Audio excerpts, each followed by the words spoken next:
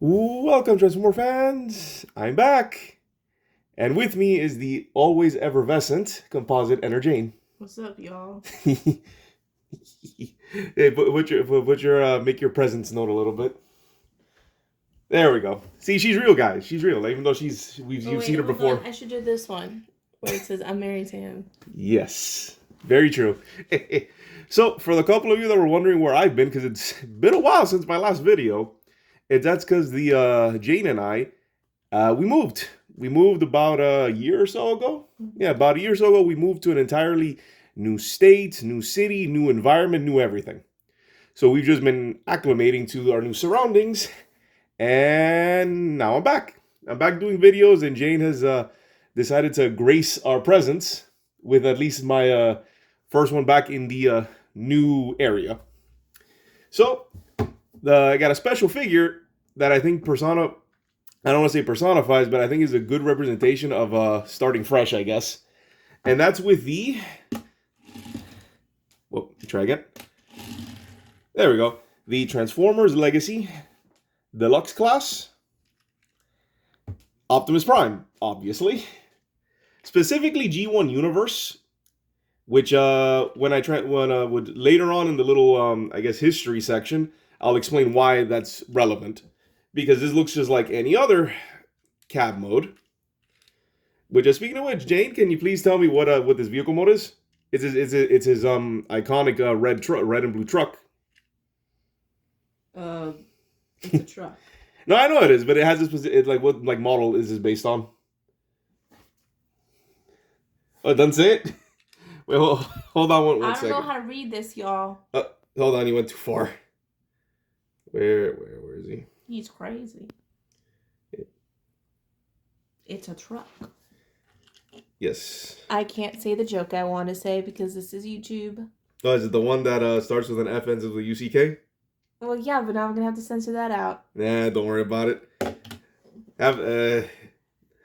We can just pretend that the person who notices it doesn't know how to spell. It's a Mack truck, but I don't remember the exact model.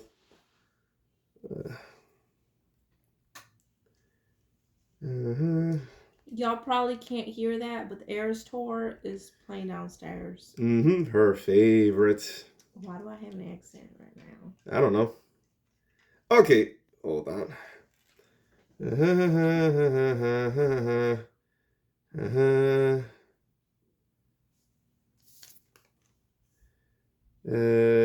Okay, you know what? While I'm describing, I'll talk about something else. Just look up really quick. Just look up really quick what the original truck was based off of, the original figure truck. So yeah, this I do remember. I don't remember the exact model, but this is a Mack truck, which is now synonymous with Optimus's alt mode. It's his iconic alt mode, which has been used many times. Some popular exceptions would be the Bayverse version, which went for a Peterbilt style, which I think I partially like a little bit more. I like the longer nose than this, I guess, squat cabin. But yeah, very nice, very detailed, very G1 inspired, which will make more sense later. And one very cool detail on this particular figure, the tires have, not only do they have writing on them, they have a branding. I don't know if you can see it, says Cybertron Radial. And they even have the sizing, which I know you definitely can't see it, but it's like 275/80 with a radius 22. They went out of their way to do that. And these are actual rubber tires. That is rare. You don't see that anymore, which is very surprising. They actually gave this guy rubber tires. Very cool, which allows him to roll quite nicely.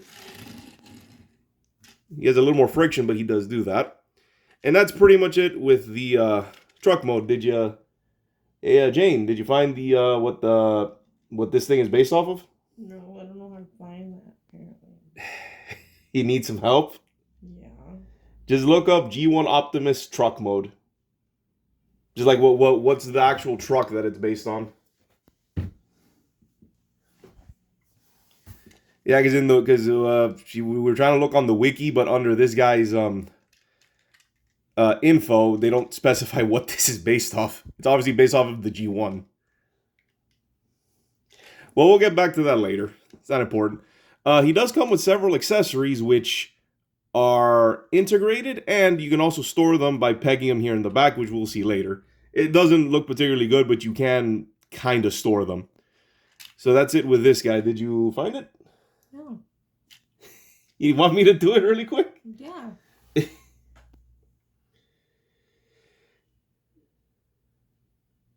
Well, see, bro, you put truck dot mode for some reason. Yeah, see, there it is. Right there. Cool. You want to read it? The G1 Optimus Prime truck is an iconic red and blue cab over engine semi-trailer truck specifically modeled after a Freightliner FL86 or WFT 8664T. Awesome. Thank you very much, Jane. All right, so let's get on with the transformation. That's pretty much it for the truck mode. I don't know where I keep getting a Mack truck. I know there is a version of Optimus that's a Mack truck. I keep thinking it's this one. It's not. It's Freightliner.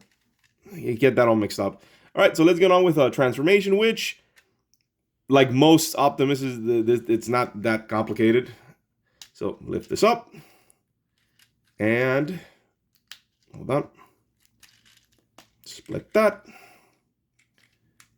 That's right. Take out, pull out the arms. Pull out the arms, lift up, angle up, bring down the legs, split them apart, flip up the feet, yep, bring down. And now this part, be very careful, at least on my, I don't know if other copies have this, but on my figure, lifting down the arms feels very fragile. So just, like, it feels weirdly flimsy, so just be very careful when transforming if you have this figure. Just take it very slow. Because this feels like it's going to snap. But that's honestly the only part that feels flimsy on him. Alright, close him up. There's his fist. And he's almost done. What's missing, Jane? Where's that? That's simple. It's back here. Flip this down. Which I just found out beforehand. I was trying to do something cutesy, but when he's transformed in truck mode, this thing locks in place so it doesn't open. So you can't really do the whole head on a truck thing unless you do that beforehand. So flip out the head, and there we have Optimus Prime. Nice.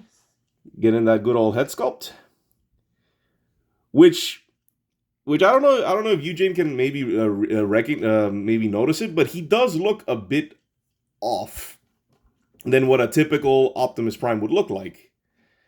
I mean, yeah, he's got all the colors in the right places and the body shape, but he looks a bit off. Can you, like, pinpoint it, or you haven't seen Optimus enough to, like, catch it? Why does he look off? All right, hold on. Let me bring in a more modern depiction. I'm doing this a little bit out of order, but just to get the point across. Here is a more modern depiction of Optimus Prime. Here's the head sculpt, here's the body, and then there's this one. Do you see it? He doesn't have abs. Well, I thought it was right here on his grill. Well, yeah, but it doesn't look the same. Okay. So just wanted to do a little comparison there. So I guess it's like going back to him later. His legs, those are in different places.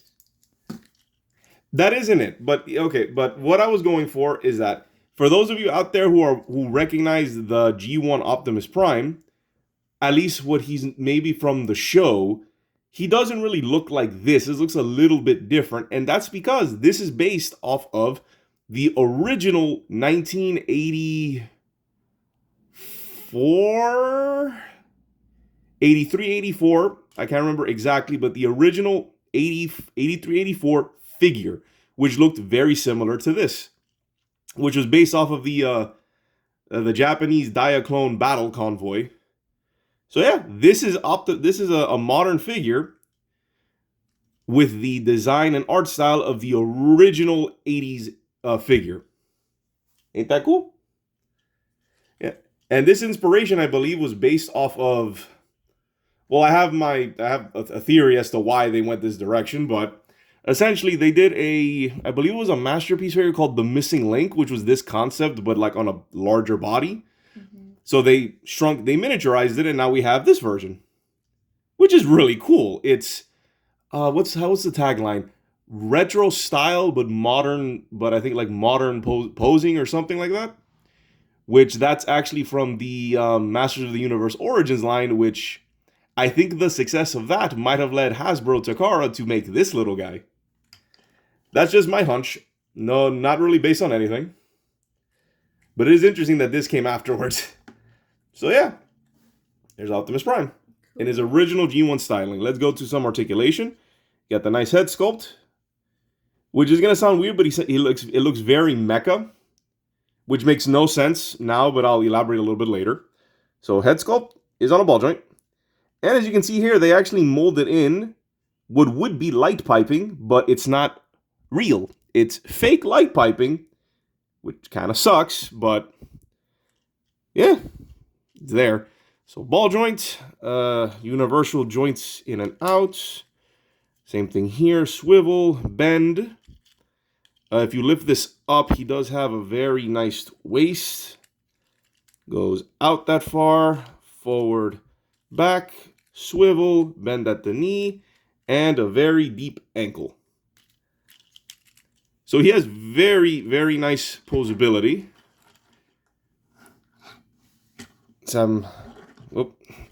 He does lack some heels, so you can't really do too many poses with him. But there he is. Let's get his accessories here, which he comes with several.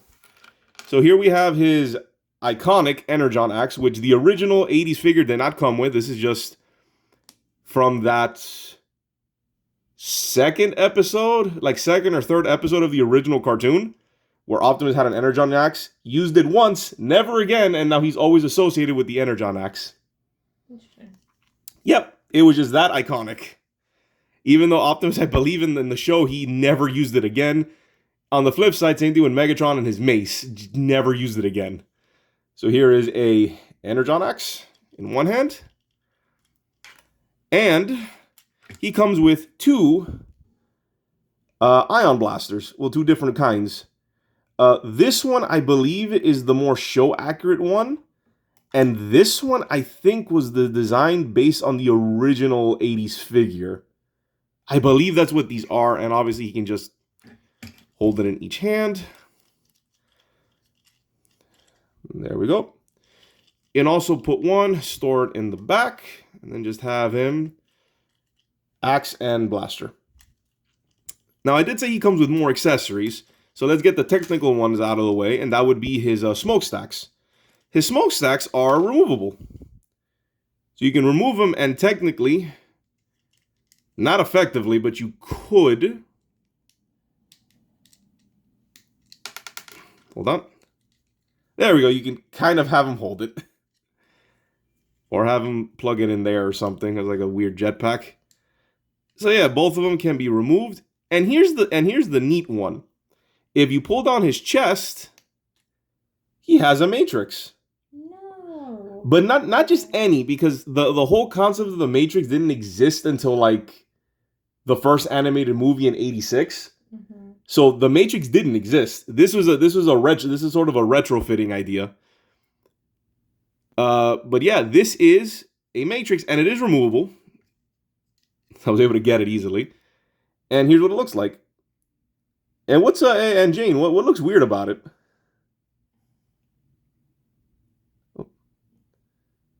It's flat. Well, not just flat. Look at the color. Well, look, just look at it. It looks the right color. That's what it looks like. It's clear. Oh. Is it not supposed to be clear? No, it's not. No, it's not. Okay, cool. Yeah. Right. Yeah, no. So this is basically a hologram matrix. It's supposed to look like a hologram. Because this version of Optimus predates the Matrix, so he didn't have it. So they could have just, but what I find cool is that they could have just done a standard Matrix from another figure and just plopped it on there. But they went out of their way to make it in a clear blue plastic to simulate kind of like a hologram. Like it's supposed to be there, but he technically is not supposed to have it. And close that up. And there we have Optimus. So let's do some quick size comparisons. So we have the usual suspects. Here's Deluxe Class Prime Ratchet. And as you can see, I finally got him some arm blade weapons. It's not his original ones. Those are kind of hard to come by. I just made some. But he still has his quarter for size comparisons. That hasn't gone away. Then we have Cliff Jumper, the Legion class. Roughly Legion class. And then this, slightly bigger, Optimus Primal. Fairly sized, not too bad. Whoops, a bit too much arm. Okay. And then let's bring back our buddy Little Optimus, who's a core class figure, which they're just, yeah, core class is basically just the new Legends. But yeah, so here we have Optimus, the more modern one. There we go. And let's bring in, pass me the Soundwave. This is like one of the few G1 style figures I have. The Walmart reissue of G1 Soundwave. And putting them side by side, you kind of start seeing some of the design cues start to, like, I guess, what's the word? Meld? Now, but like you start seeing some similarity, especially in the faces. Mm-hmm. So yeah, this is one of the very, very few G1 figures I actually have. He's my favorite. And then I have the one who's like who's in the styling. And there you go. All right. Let's put him over here. So yeah, that's Deluxe G1 Optimus Prime, and that's why they specified it. Very cool. Very well, how does it go? Very, very chic, not very chic.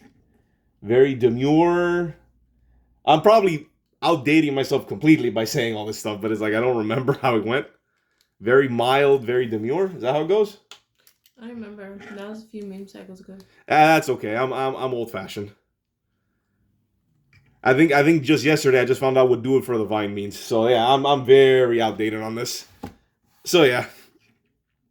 So here we have the Optimus Prime, the Deluxe Legacy G1 version of him. And this is now the part of the video where I'm pretty much done with the figure. So you can stop watching if you were just here for the figure. That's it. That's my review of him. Great figure, solid figure. Highly recommend you get him. It's a very specific version of him that I wasn't expecting to even find. I was very surprised when I found him.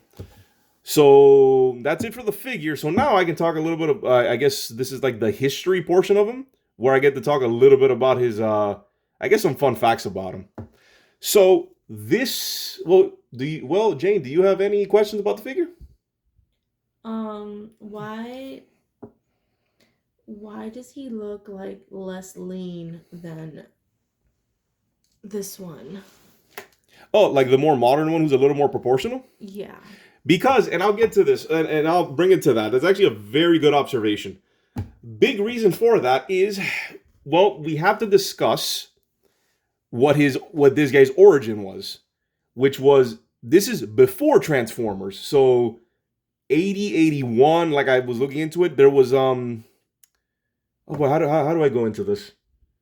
So Transformers back in the day was very unique. Even among toys, even among the era, it did something almost like cost-cutting, like extreme cost-cutting. It was really weird. Mm-hmm.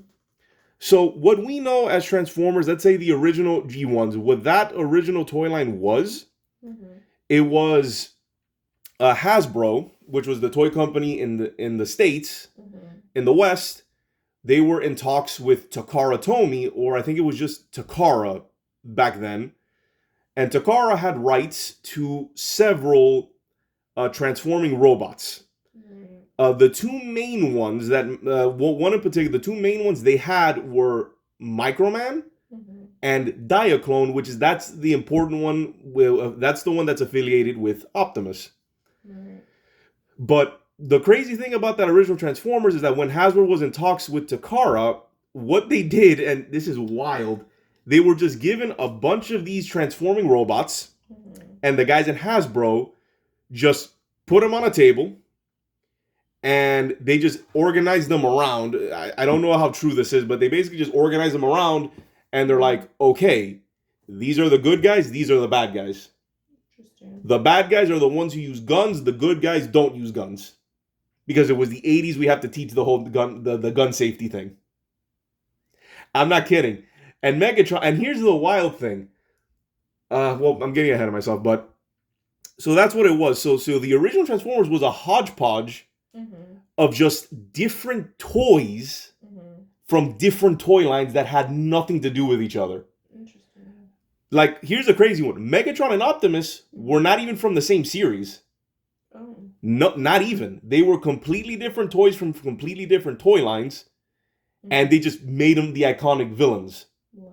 It gets even wilder when I finally sat down and explored Diaclone. So to get to not go off too much, because it's very interesting. I sort of got into like a bit of a rabbit hole into this, like, but I don't want to get too far. So Diaclone, that's where the Optimus mold comes from.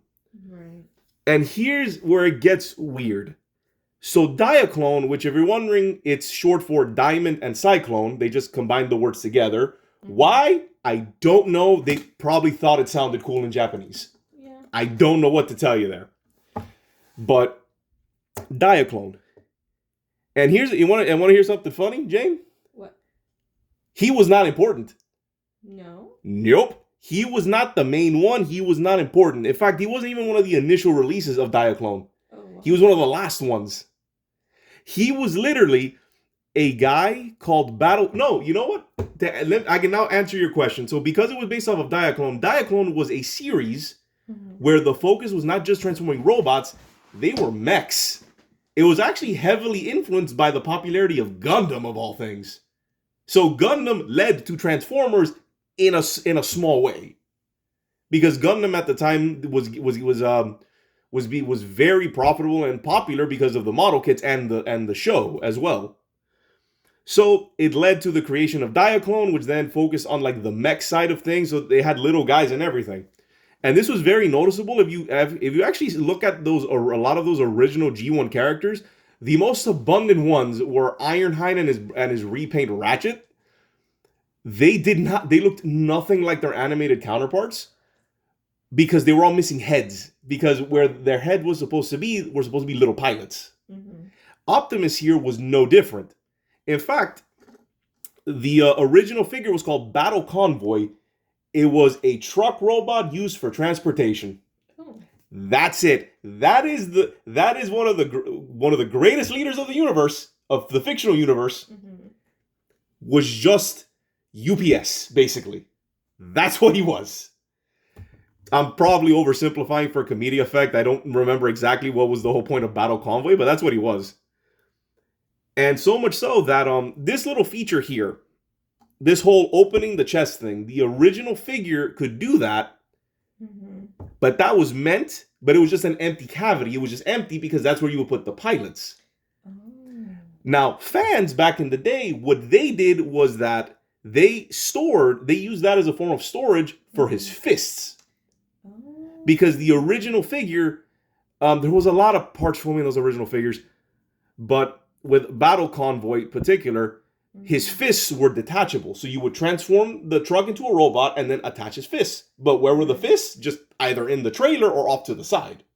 So fans would just store him in his chest, so that ended up being the thing that they did. So that's why his design looks like that. It's slimmer because, well, the original figure was a lot more simplified. Like, the legs didn't move. It just moved. It just had the hinge for transformation, and the arms were stiff.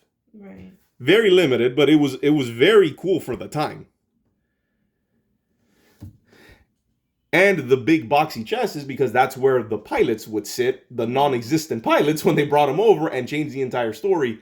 Which also, the original version of these characters, I think besides a list of names, I think they came up with a list of names and handed over to Marvel Comics, where they created the very first version of the Autobots and Decepticons, which that storyline was then taken and morphed into the G1 cartoon, which then adapted into what is now today, into anything and everything. Which one cool thing I like about Transformers is that with each new incarnation, they kind of add something new, but not just add something new. They also kind of bring with them something like something else new from the past. Mm-hmm. Like when Beast Wars introduced the concept of a spark, that then they kept that for all future installations for all future incarnations. Mm-hmm. And they just keep adding what's added. It keeps going forward, and they just keep adding to it, which is very cool. Not too many shows, I think, really do that. Oh, and another articulation I just forgot. Mm-hmm. The heel does twist. Cool. Yeah, I don't know how useful that is, but he does have an ankle and a twist ankle. So that's it with Battle Convoy here. You have any other questions?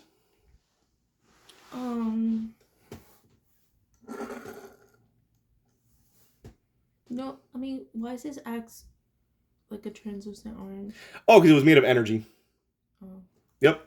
Which again, that was only in the that started off in like the second episode of the original show, like first or second episode. The first time that Optimus and Megatron fought each other, mm-hmm. They're fighting, I think, on a broken dam, and his hand retracts and busts out an axe made of pure energy, and then Megatron does it with a mace. Nice. And it just was so cool. They just kept it in future incarnations. So yeah, it's translucent to simulate that it's made of pure energy. Nice. Anything else? No. All right. Also, the original Battle Convoy was not red and blue. No. Nope. He was. Oh man, what color was he? It was blue and black. It was such a. It's so weird knowing what he eventually becomes, seeing the earlier version. Yeah. I guess I can go a little bit deeper into Diaclone, like a couple more things about, well, not really Diaclone, but with like the other stuff. So besides Diaclone, you also had Microman. I don't know how often I'm going to be able to talk about this. I don't have too much G1. So then there was also something called Microman, which, as the name implies, they were little guys. Mm-hmm. But because of the popularity of transforming robots, they then added to the line.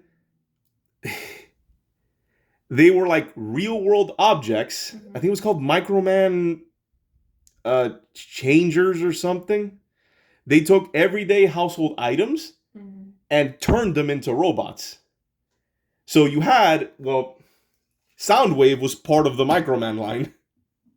Cool. He turned into a little stereo, a little cassette player. Mm-hmm. A little cassette player with transforming cassettes. And there was also Megatron, who turned into a pistol. Oh. Yup. OG Megatron turned into a Walter P-38 handgun. Okay. That actually fired little red pellets. Interesting. It was functional. And that's all Megatron was. He was disguised as a little gun. He was a little functioning gun. Mm-hmm. With a barrel, a stock, and a scope, which the scope is what eventually becomes his iconic fusion cannon. So you know how Megatron sometimes has that big cannon on his arm? Mm-hmm. That was just the scope of the pistol. That's it. And he turned into it, and just because of the whole 80s thing with the gun, with the whole gun control thing, that's why Megatron became the bad guy, because he turned into a gun. Which, watching the original cartoon, it is so... I'm one of those people who I am not a fan. I'm not the biggest G1 guy. I respect it. I understand what it was. I'm not the biggest fan of it because I feel they did lean more towards quantity over quality. Because they just had a lot of characters and a lot of... It was the 80s. A lot of ideas were goofy. But they're goofy more like in hindsight. It's rare that they were goofy at the time. But you cannot tell me that the leader of the bad guys turns into a gun that is held by Starscream, the guy who wants him dead. And he fires him, and I'm like, why has Starscream at no point just crushed Megatron while he's in gun mode? Or that one weird, like, memeable thing where you see Optimus pick up Megatron and force him into the gun mode.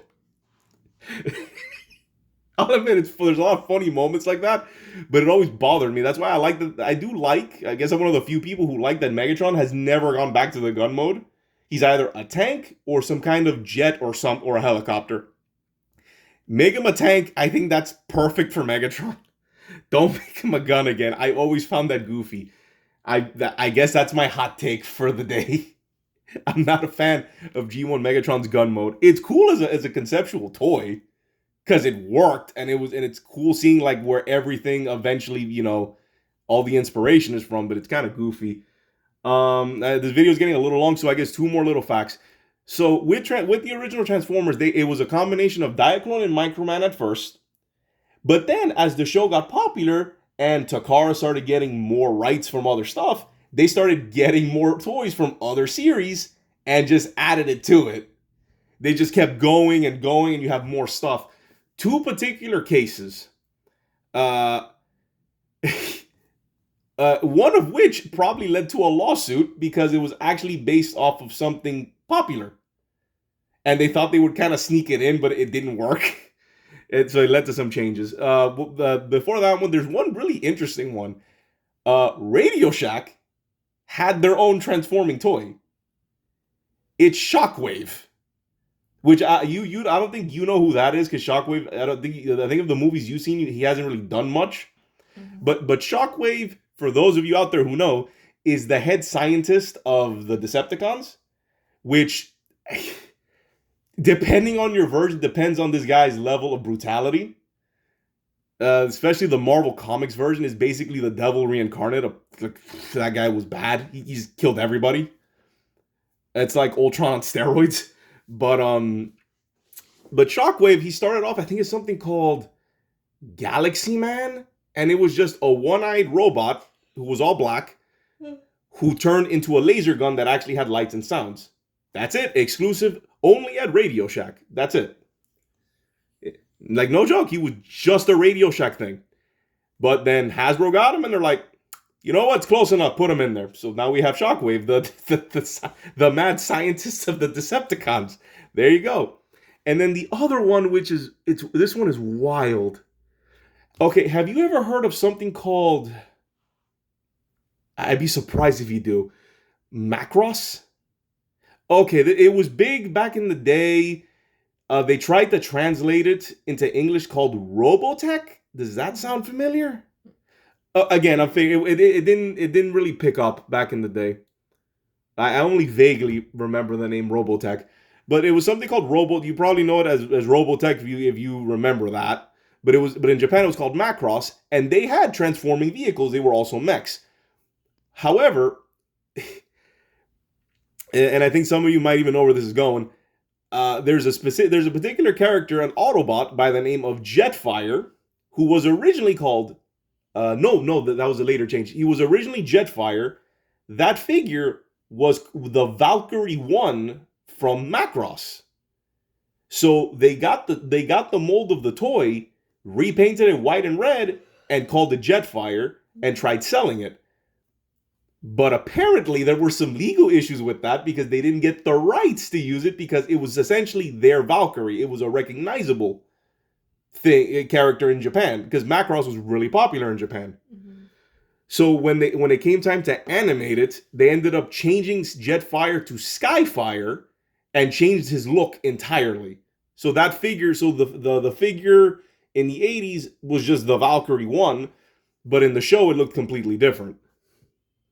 So some legal issues there. And then it just kept going for a while where they just added more stuff. And one super wild thing I learned while researching Diaclone, they have their own story. It's not just like a random thing. Apparently, it's alien bugs are invading Earth, so they devise a bunch of mechs that they have to pilot. Their main mech, I think it was called Diaclone 1 or Big Diaclone. It was their headquarters that just stands up and becomes a big robot to fight. But this is where it gets wild. Before Takara just went fully into Transformers when that got popular, the last storyline of the Diaclones was that the aliens were tired of losing, if I remember correctly, so they started creating robotic dinosaurs and robotic space bugs. Which, for those of you out there, since this is G1, that's the Dinobots and the Insecticons. The Dinobots and Insecticons were the main bad guys at the end of Diaclone. I find that so wild, and that Optimus was just transportation.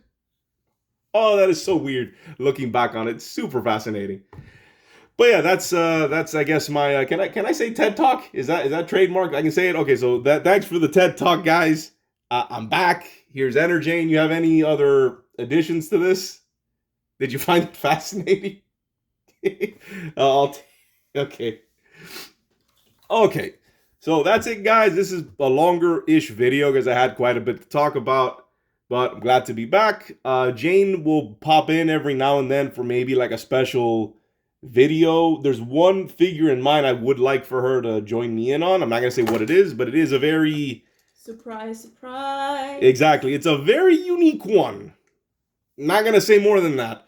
But I'll still just be doing my regular videos on my own, at least for the time being. So yeah, that's pretty much it. So yeah, what was it? You can tell it's been a while. What wasn't my call sign? Oh yeah, this has been my review. This is Composite Enerjoe. This has been my review of the Transformers Legacy United Deluxe Class. Excuse me, Legacy United Deluxe Class G1 Optimus Prime. This has been Composite Enerjoe and Composite Enerjane. There we go. Love you. And we are signing off. Peace out and be safe.